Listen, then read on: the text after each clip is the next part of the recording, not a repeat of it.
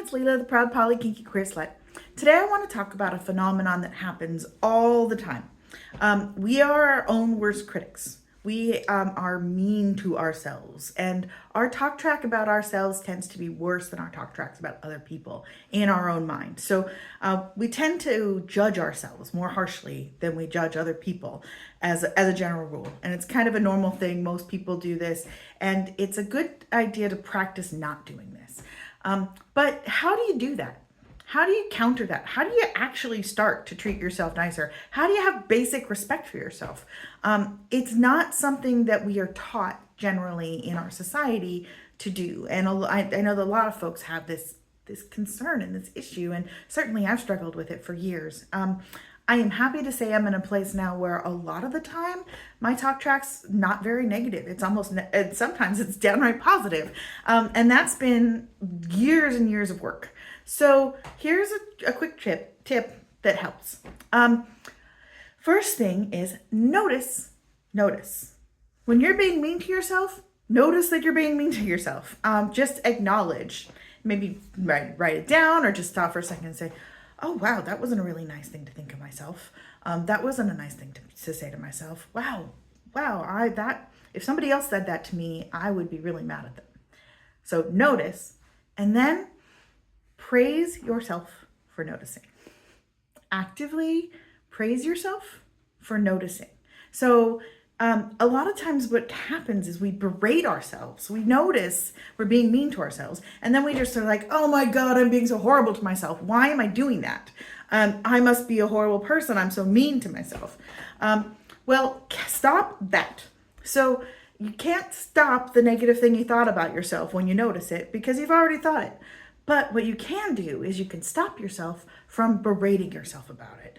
And you do that by being proud of yourself, by praising yourself, by congratulating yourself for noticing. So how this might work is, say, I get a glimpse of myself in the mirror, and my thought that goes through my head automatically before I realize is, I look so ugly today. Or, damn, my chin is really weird looking.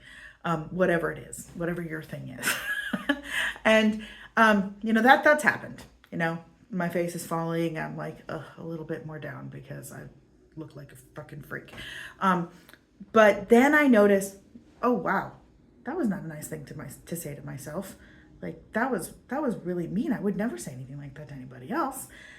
And then the next thought can go one of two ways. It can be, oh, what's wrong with me? Thinking all these horrible things about myself. Or what I'm encouraging you to do is, instead of that thought, instead of going there at the point where we're rewinding, at the point where it's like, oh, wow, that's really not a nice thing to think about myself. Stop and say, wow, I'm really proud of myself for noticing that I was not being kind to myself. I just noticed that I wasn't being kind to myself. Wow, that's good. That's great. That was a good job noticing that I wasn't being kind to myself. It's silly, but it works. And the reason it works is that pushing away our shadow selves, pushing away the parts of us that are less desirable or not, this more socially acceptable parts of ourselves, pushing those away and saying, oh, you're wrong. It perpetuates the cycle. It's the same thing as if like a bully gets in your face and then you throw up and then you shove him. You've just escalated the fight. Whereas if you turn and walk away, you're de-escalating. This is de-escalating the fight with yourself.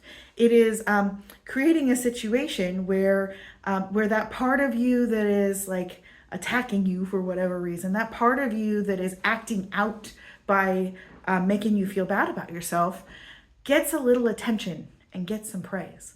And that's what that part of you really wants. That's what that part of you really needs in order to start showing you what is actually going on there. So through that process of noticing and praising yourself for noticing, the talk track just kind of changes. It naturally evolves and becomes, more about like the actual underlying issues that are causing you to feel insecure, and not about those surface issues that are, and the things that are just like, frankly, untrue. So anyway, just my 2 cents, a little bit of something that I've picked up in my life. Hope you find that helpful.